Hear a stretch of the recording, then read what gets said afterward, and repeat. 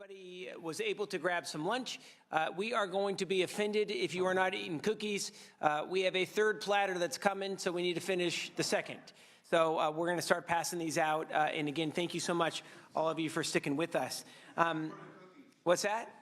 Hey, heck yes. Thank you so much for being here.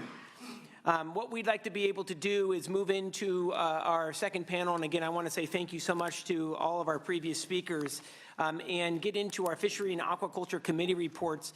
We're grateful that we have 4 fantastic presenters. We have Dr. Walt Duffy. You're going to have Mr. Duffy please come forward.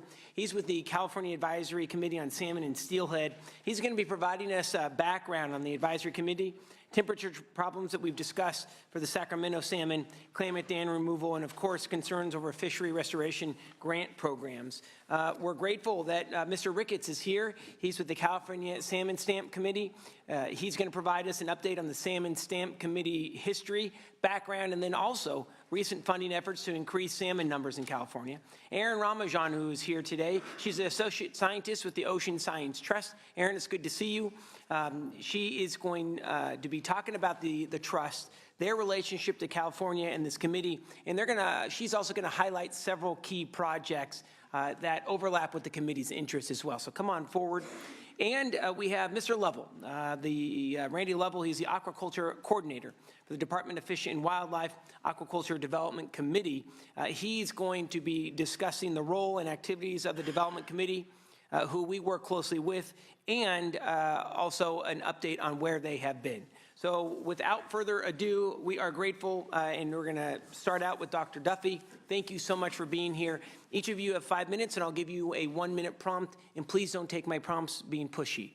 So really appreciate everyone traveling far and wide, and it's really good to see you again, and damn good reception last night. Thank you, Senator McGuire, and thanks to Tom for all the work I know he put into organizing the forum today.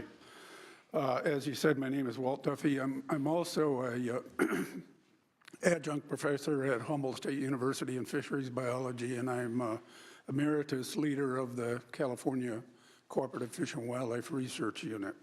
I recently was elected as chair of the Advisory Committee on Salmon and Steelhead, and wanted to make a few comments about that committee.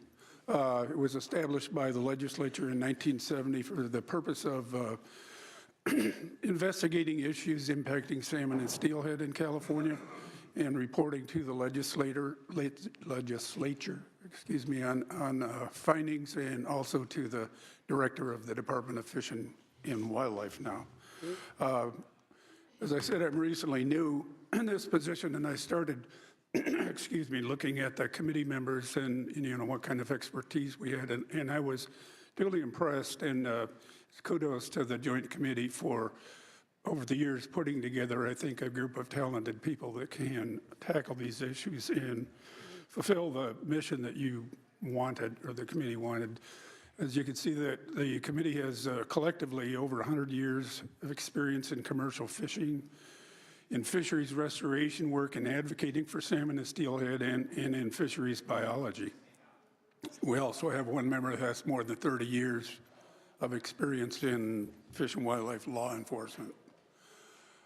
During the past year, we have contributed to the Department of Fish and Wildlife's Fishery Restoration Grant Program, helping to analyze proposals submitted for those grants and manage the program. We've also contributed to the distribution of grants under the Steelhead Report Card Committee. And we've also met quarterly and sometimes more often to discuss issues. There's 3 issues that we've discussed in the past year that I would like to bring to the Joint Committee's attention. And several of them have been mentioned before. The Sacramento River water temperature issue that Secretary Laird raised, and I think Director Bonham spoke to as well, is, as they have said, and with the time I'm not going to get into detail, but the reports are that more than 95% of the winter run and fall run Chinook eggs and juveniles have died in the past 2 years. Recent reports even more than that in the last year. And and it's being attributed to elevated water temperature.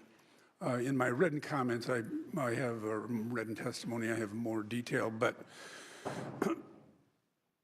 the committee feels or has recommended 4 issues that the legislature could investigate. I'll highlight one of those, and that is transfer of water from the Trinity River through Whiskeytown Reservoir to the Sacramento River. Because of some malfunctions in operation of that reservoir, of the dam, the water going from the Trinity through Whiskeytown warms up and is actually entering the Sacramento River warmer than Sacramento River water temperature now. So it is not a positive, it's actually a negative as far as temperature management.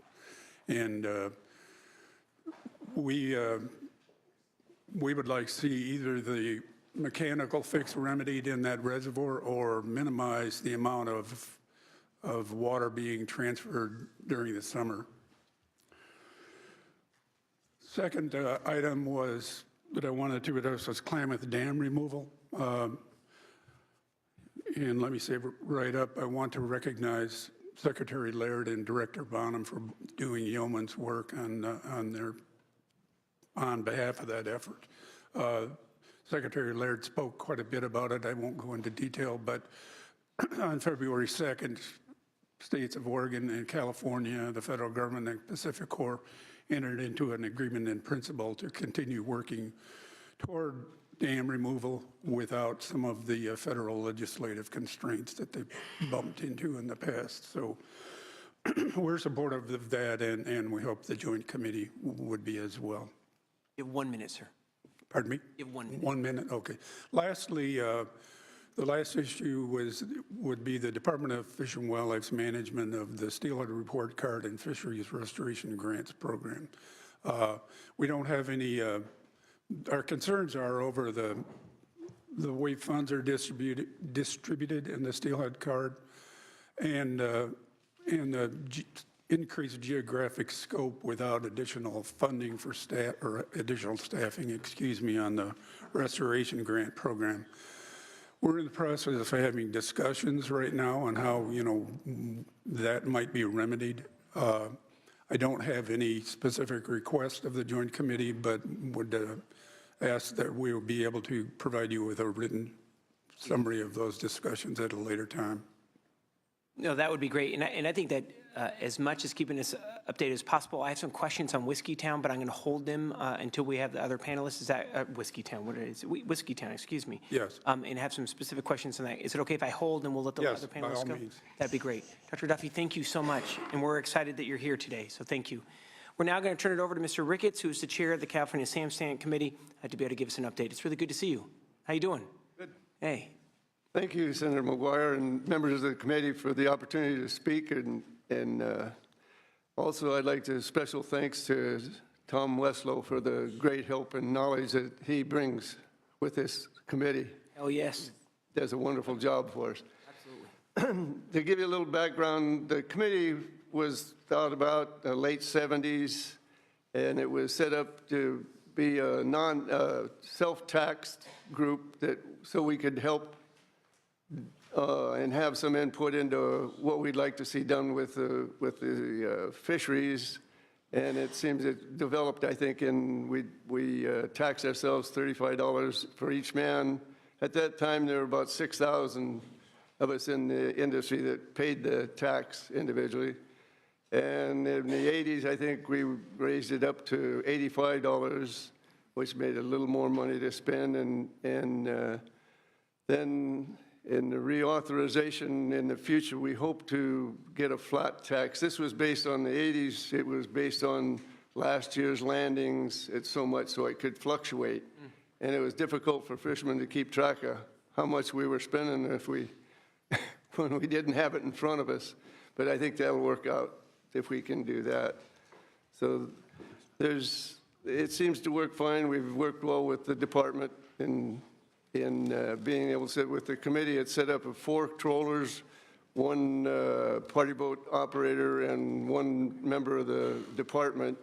And it's a unanimous vote with, for projects that want to be done. So it works quite well. It has in the past. So hopefully we can continue to do that.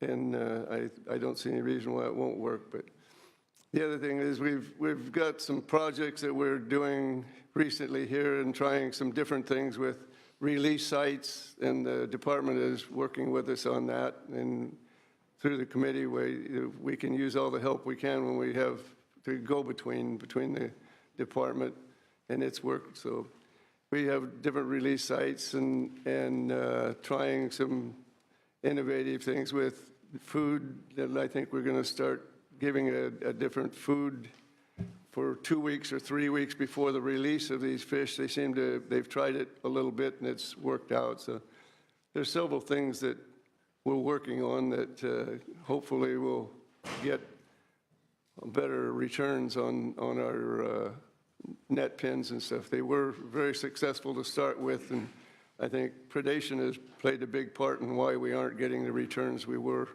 before. So I just thank you for all the help that you guys do. Oh, grateful, and we're really excited that you were here today, so thank you so much for taking the time. And if it's okay, we'll hold questions until the end.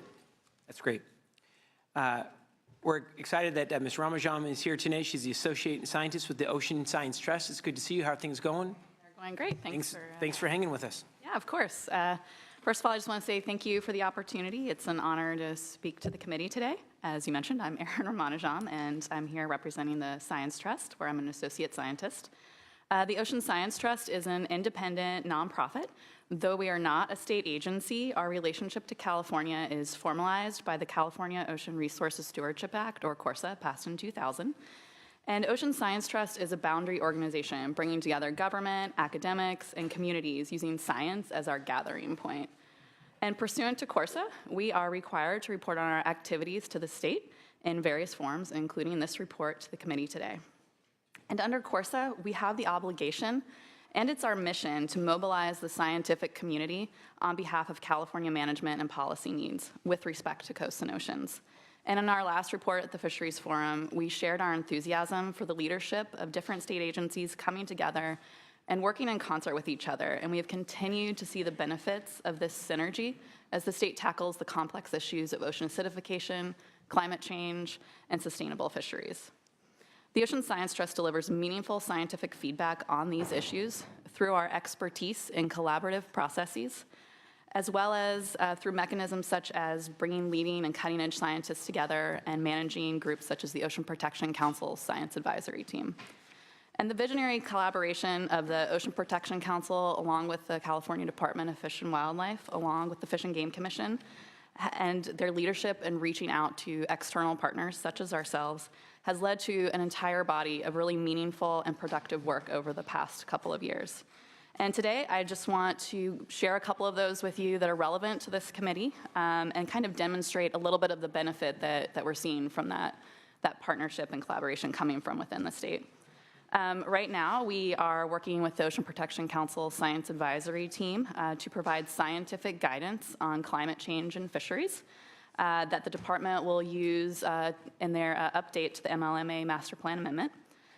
We are also working on investigating cutting-edge tools in support of sustainable fisheries, with an emphasis really on tools that can be done in a very transparent manner that can bring input not just from managers and academic scientists, but also those who are out on the water, fishermen and communities who have a tremendous amount of knowledge to bring to bear on this issue as well.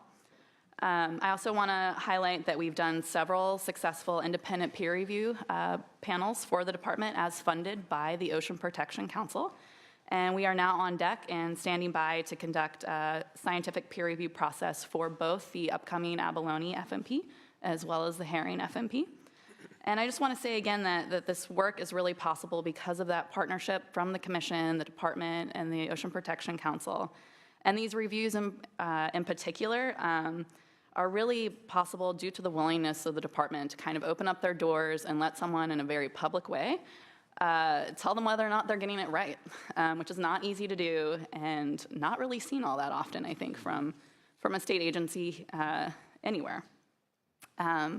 Additionally, I would like to highlight that we continue to explore opportunities to connect MPA monitoring and fisheries management through several avenues, such as the MPA statewide leadership team, where we are working with many partners and members of that team to begin aligning fisheries and MPA monitoring data to better leverage those resources together, look for efficiencies and expertise. And the last thing that I would like to say and highlight for this committee is the Ocean Science Trust convened West Coast Ocean Acidification and Hypoxia Science Panel that Secretary Laird mentioned earlier that was requested by the Ocean Protection Council. And as he mentioned, their recommendations are out in April, and our team is working with decision makers to brief them on these recommendations and their findings, such as the hearing that Secretary Laird mentioned. And so if anybody is interested, we'd be happy to work with you on that. And then in conclusion, I just want to say that we value our link to the state immensely and the work that we're able to do on California's behalf. And I'd be happy to speak further or answer questions now or anytime.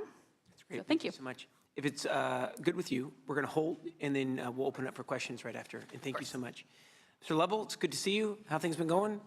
Really well. All right. I'm going to be giving us an update on the Aquaculture Development Committee. So thank you so much for being here. Chairman McGuire and Vice Chair Wood, thank you.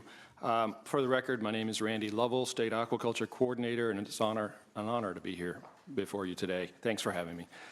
The Aquaculture Development Committee, or ADC, took its current name in 1995 through the California Aquaculture Promotion Act, and was actually the successor of another committee known by a slightly different name that was established through the Aquaculture Development Act in 1982.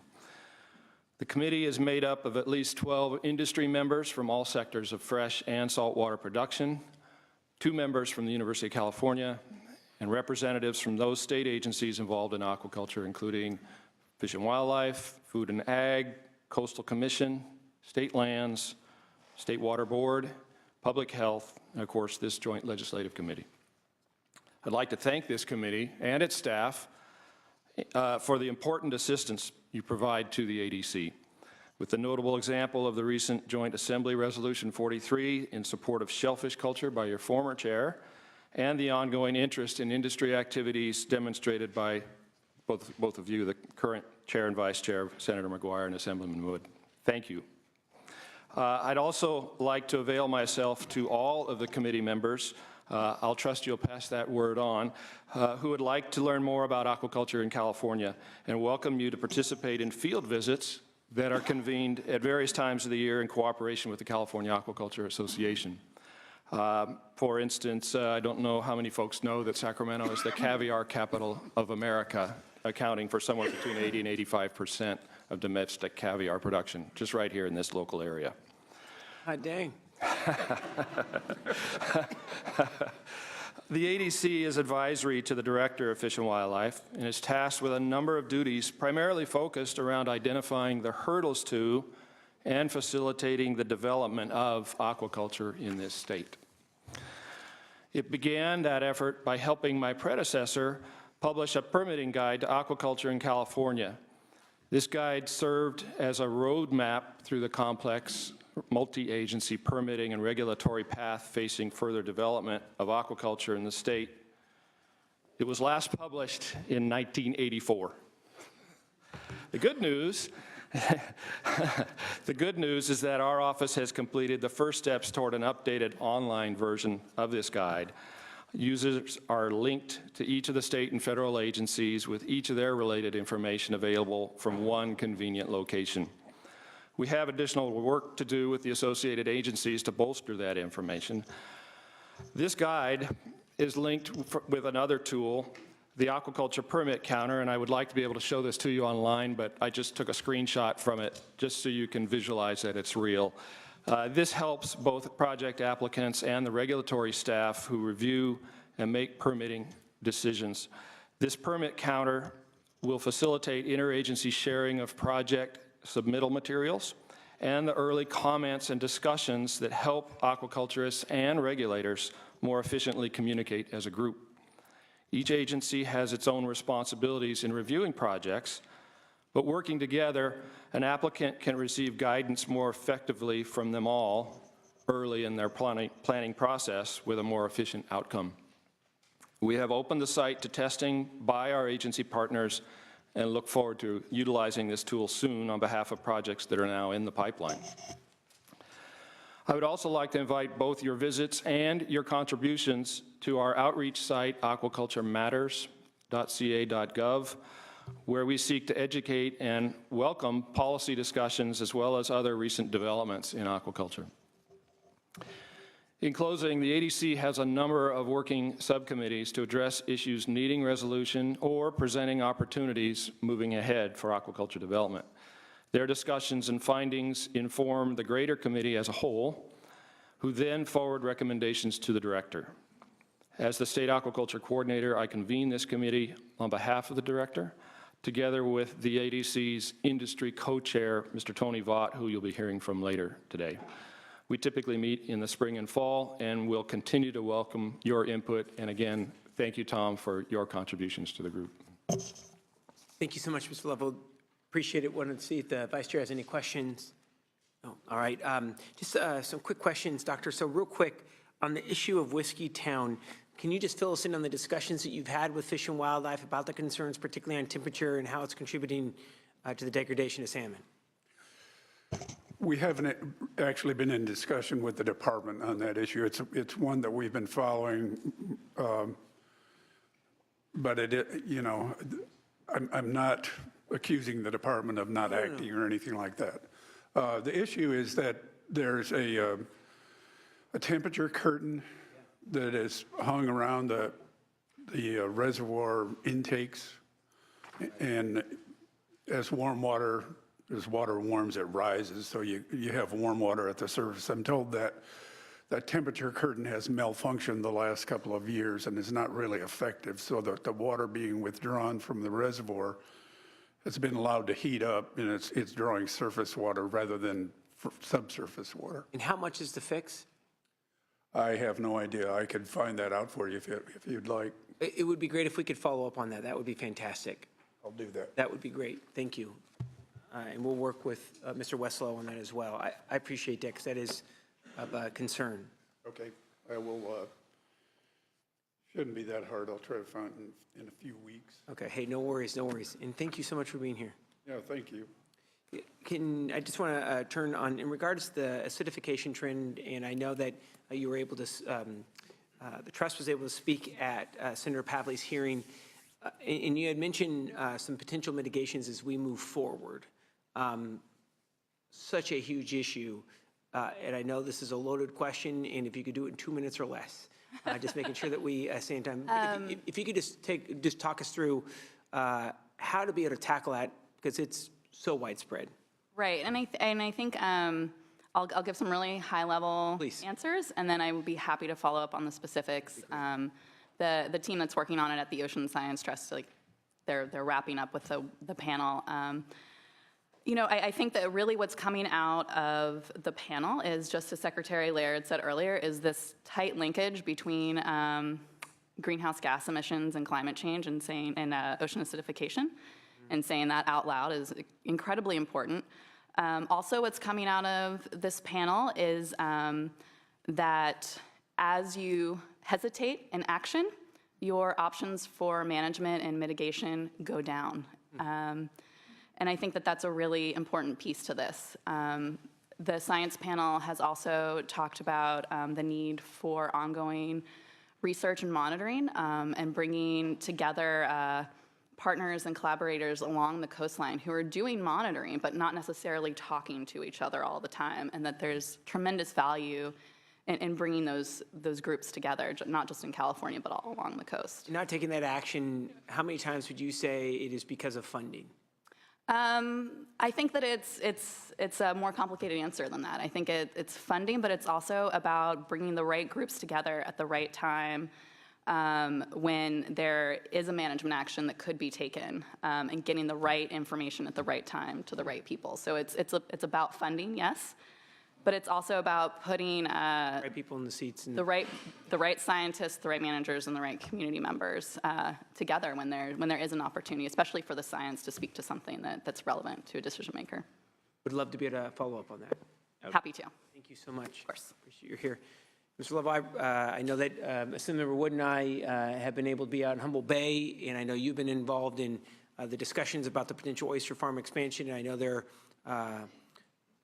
going through the due diligence of the process right now, and obviously for Humboldt County, that would be a significant expansion for both the industry and all the jobs that would go along with that, working its way through the process, both on the district side along with the Coast Seafood side. So any updates you want to be able to provide today? I'm somewhat separated from that process because of the local jurisdiction of the Harbor District being the lead on that. Our agency does have input on that process, and I try to stay engaged with all parties, but I'm not central to the organizing, coordinating part of that. No worries, not trying to put you on the spot, just checking in. I know it's a project that we've been both tracking pretty closely, so thank you very much.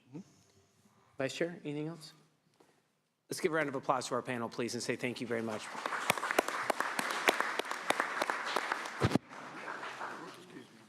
Thank you very much, ladies and gentlemen.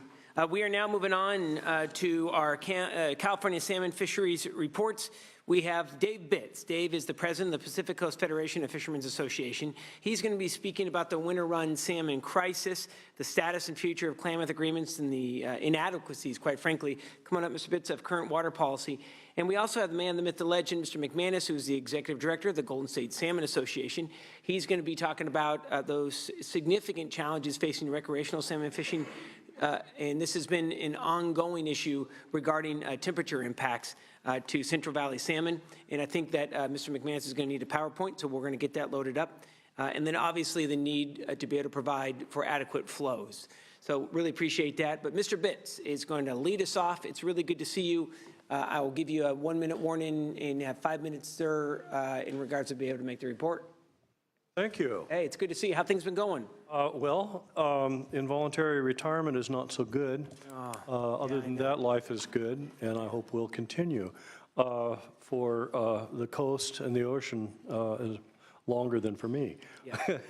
Okay, Secretary Laird and Director Bonham stole my thunder a little bit, but I'm maybe going to elaborate on some of their comments. First, I want to talk a little bit about the Klamath Dam, status of the Klamath Dam removal situation. We had an agreement in principle Monday of this week to basically do a workaround from a recalcitrant Congress and go ahead and make the agreement to get those dams out anyway. The parties to the agreement are the dam owner, Pacificor, the states of Oregon and California, and the federal government. And the way it would work is Pacificor would surrender its license to FERC, the Federal Energy Regulatory Commission, and there would, I believe, then be created a dam removal entity which would be responsible for the removal. Pacificor will pay $200 million, but their liability is still capped at that, and that's very important to them. And the balance, I believe, is supposed to come from California, probably from Proposition 1 money. That could be up to $250 million, but current projections, which are always short, are more like $100 million. There's no federal money required to remove those dams. This path to dam removal takes the California Water Board off the hook. When Congress failed to act, we checked off to Plan B, which was to get the Water Board to deny the 401 clean water certification, which some of us did not think was a very likely outcome. But the Water Board is now off the hook. And we're on the cusp of getting this agreement done. The timeline is short. They're hoping to have it finalized within a month. If we get it done, and when we get it done, well, we plan to turn back to the restoration agreement, which was the thing that the Klamath Basin Restoration Agreement was what actually expired when Congress failed to act last December. It does offer significant benefits to all parties, and we have hopes of turning our attention to that once the dam removal agreement is in place. It's been mentioned we've had 2 years of failure of winter run out migrants. The hatchery, Livingstone Hatchery, has been releasing substantially more fish, but still, even with their increased releases, it's only about a quarter of what we've lost from the natural production in the downstream migration. So we're probably looking at some very small populations of winter run. It's likely, I mean, we don't know, but it's likely we're looking at very small populations returning for the next couple of years. And I would say, obviously, the drought's a big factor, but these fish are listed. There have been steps taken to try to do better for them. Those steps have not been adequate. I would say our implementation of the Endangered Species Act is failing to protect this run, and we need to do better even in drought conditions. This year, ocean fisheries will be told to take bigger cuts to protect winter run fish, even though everyone knows fisheries are not the problem, and even though last year there were 2 winter run tags recovered in the ocean, count them, 2. We'll take the cuts, we won't have much choice, but it's not going to help at all if there aren't comparable cuts for water users. And I would point out, thank you, I would point out that last year San Joaquin Valley had record farm income in spite of the drought and in spite of the winter run situation. Now for the big ask. We need to stop taking more from the Delta than it can give. We've been doing that for a number of years, and the result is we are seeing the collapse of many fish species in the Delta. And if we continue, the eventual elimination of anadromous fish from the Central Valley. So we need to find other water sources besides the Delta. And recycling comes to mind. Solar desal is a possibility that's being explored on a small scale in the Central Valley. But right now, the 3 proposed reservoirs don't add that much. Even if we got them all, they don't add that much to the state's water supply. So we need to think differently about either. We need to think differently about how and where we get our water, or we're going to have to learn to live within the state's actual yearly water budget. Those are the choices. That's where we're at. Thank you.